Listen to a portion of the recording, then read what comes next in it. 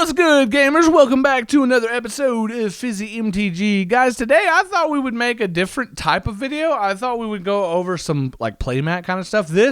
I have this here to start with because this was literally the first playmat that I ever bought. And please let me know if you have any questions like regarding playmats in the comments. I'll try my best to answer all of them that I can. I mean, I should be able to answer all of them, but I mean, I might not know the answer. But if I know the answer, I will get to you at some point. I try to answer as fast as possible, but my internet's crap, so I usually have to do it whenever I have good internet, so I do it in bulk at one time if I can. But this was the first playmat I ever bought. I don't know if you guys can see it. Hold on, I'll get it on camera better here. It is an Ultra Pro playmat, and it is actually, it's not really like an MTG playmat. This is from Force of Will. And the reason being is this sick as heck artwork and the fact that this playmat was like $15. Now, I don't know why, and you guys can like let me know if you guys know, but Force of Will playmats are like really good priced most of the time. Most of them I've seen are cheaper than most other playmats, and this is like the highest quality playmat that I own currently. Like, I don't know if you'll be able to see this too well because of the... See if we can get it to focus on. I don't know if it's going to focus on the minute or like tiny, but this is way thicker than most of the like playmat sort of stuff that I've had. And I got a bunch of playmats below here. We're going to get into that. You guys have probably read the title. Oh, one second. I got to move some stuff. Yeah, so you probably know this is about custom playmats, but still I wanted to show like this is a fairly thick little playmat, and we'll compare it to the other. That's why this one is here.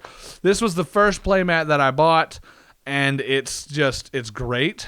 And, you know, I really like it. But what this video is about is these custom playmats. Now, you guys might be thinking, what, that's like a magic artwork. That's Blade Blizzard Kitsune.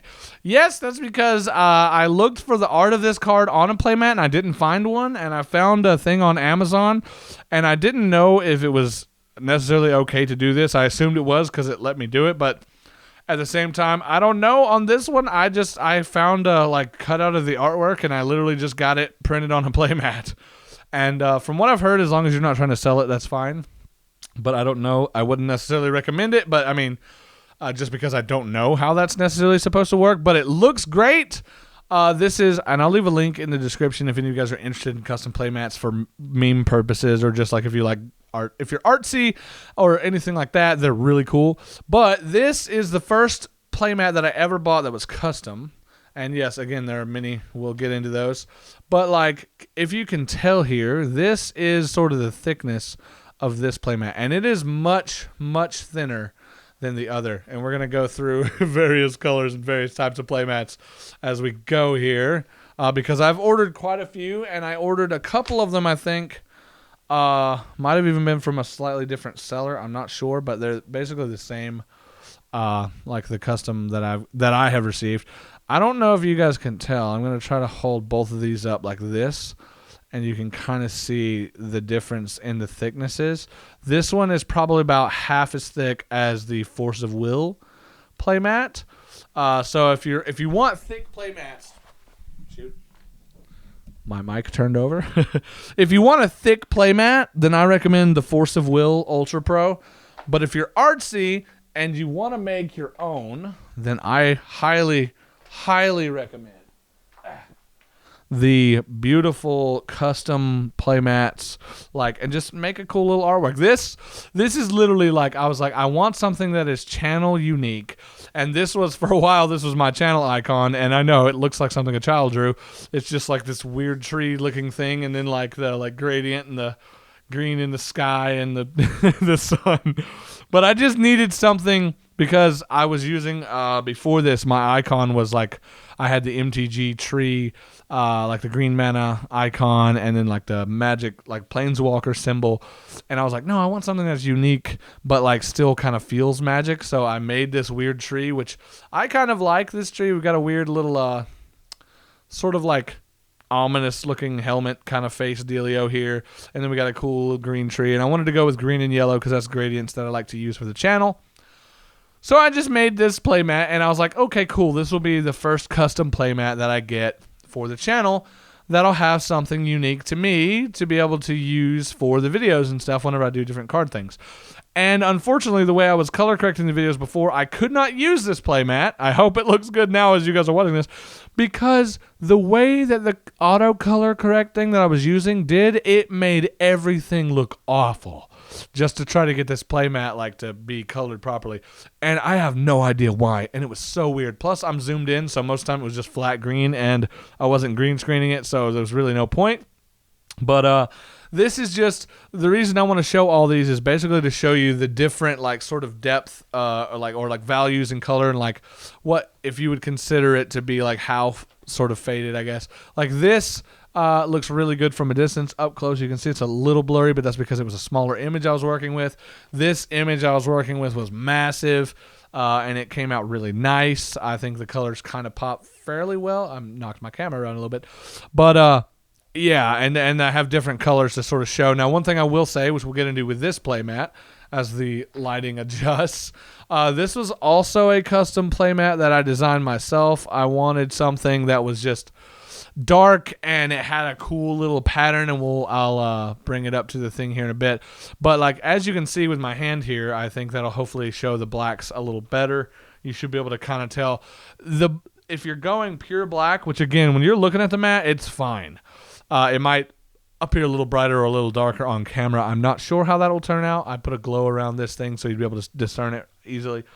But the blacks are not like obviously like super, super deep black, but they're fine. It, obviously it depends on where you're going. But if you want something to look super, super dark and ominous and just be like full on crazy black, then maybe it's not like, it's not crazy technology or anything like that, but it is pretty good. And I want to get this kind of close so you can see. To me, this was what I liked about this mat is this little pattern right here is like on the design thing. It makes me think of like a creepy looking gargoyle kind of dealio. So that's why I was like, oh, heck yeah. Plus, I want to build a Rakdos deck at some point. So I was like, heck yeah, let's get some red and black going on in here. And then the next one is the custom mats I made for the MTGG stuff for whenever I play against Brandon and, I'm just playing myself and stuff. The Gamer Meet mat, which I think turned out absolutely gorgeous. I don't know how the video does necessarily. I don't feel like the video, at least in the last view, does this mat justice. Like, oh my God, the colors came out so well. Like the assets were big enough so you can kind of see everything fairly clearly. And just like, oh man, I love it. It looks really, really nice and very clean and all that stuff. One thing I will say, which is nice to be able to point out, I made this in like my Pixel program. Basically, there are a double border around this. So there's like two black lines separated by a slight space. And I made it to be 14 by 24. So one thing I will say is have some room on the end of your images, because as you can see, if I hold this up here, the kind of cut, probably because it's cut by a machine, is not exactly perfect. So it did cut part of the second border on the bottom here, and you get more of it on the side. And then you can see on the top here, there is only the one border. That's obviously not a deal breaker for me at all, because again, lining this up perfectly would be difficult, I think. But you can see we got both borders on this side pretty much perfect.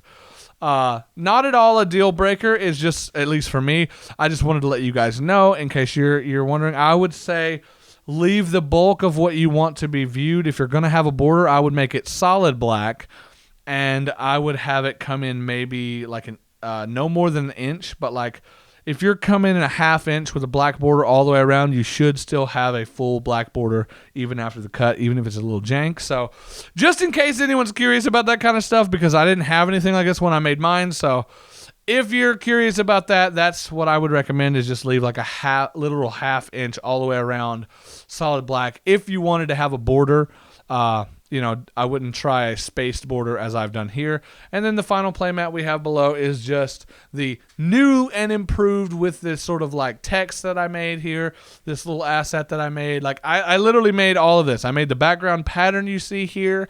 I made this tree icon. I drew this. I made the font. Like I just kind of like tweaked basically a font to make it like this. I made this little card asset, the underline, like every bit of that was created by me. and it just feels really unique, and I think it looks cool. I love it with the channel. Like this is the way the channel is currently branded. So it's just really nice and pretty fun. I'm gonna slide this over so it's a little better centered there, I think. But yeah, it's something that I highly recommend. Again, if you're artistic or if you're just interested in anything like this, if you wanted to make a custom mat, I would recommend what I did. Like, I mean, if you're good with like graphic design or anything like that, then you probably don't need me to explain anything to you. But in case you're not and you have an idea for like a basic pattern, there's a program out there. It's called Krita. And if you get, I recommend version 3.1.4 or 3.14, whatever. It's basically Pi, the version. The reason is the text tool on it works better than the newer one. At least it did for me. You may find different results. And on that, whenever you go to create a new artwork, it lets you change the size of your canvas based on things other than just pixels.